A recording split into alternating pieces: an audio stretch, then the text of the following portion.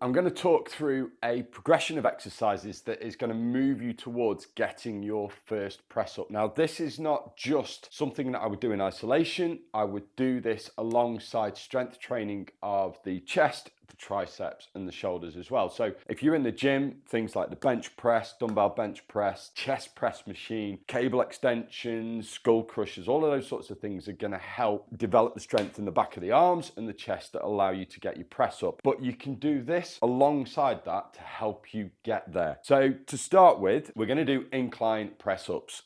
Incline press ups we can do against a squat rack. If you've got a work surface or a table or a chair at home, you can do it there as well. On the squat rack, I'm going to set it up starting off at around about hip height, and then the position is effectively the same position in the press up that we would use if we were doing them on the floor. So we want our hands about shoulder width apart, and the idea is that when we do the press up, we keep those elbows at about 45 degrees to the body. So we don't want to let them come out to the side like that. We want to let them come down at about 45 degrees so that we're using the chest muscles to do it and not the shoulder muscles. If your elbows do flare out, it's not the end of the world. You're just going to end up using your shoulder muscles and it might make it a bit harder. With the incline press up, hands shoulder width apart, we want our feet back far enough so that when we lower down, our chest goes to the bar. Have your feet on your toes, so don't keep your feet flat because that encourages you to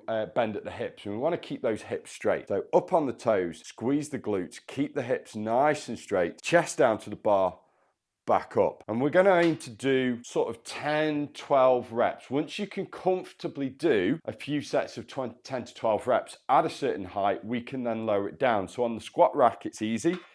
We just lower down in height.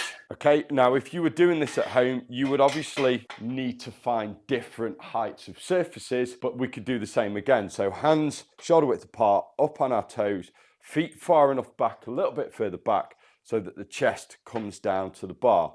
Okay, and again, we repeat 10 to 12 reps, and once you can do that, you go a little bit lower. Now, at some point, you are going to go down to the floor. Once we get into the press-ups on the floor, one of the things that a lot of people will do is press-ups on the knees, where we're going down and back up again. Now, that's a reasonable sort of intermediary position to go to, but what we really want to try and do is work on building our strength in the chest while we're doing the full extension on the feet. So what I sort of recommend is a bit of a kind of an in-between press up. On your feet, we're going to lower down slowly until we get close to the ground. And it might be that the last bit, we'd sort of drop down.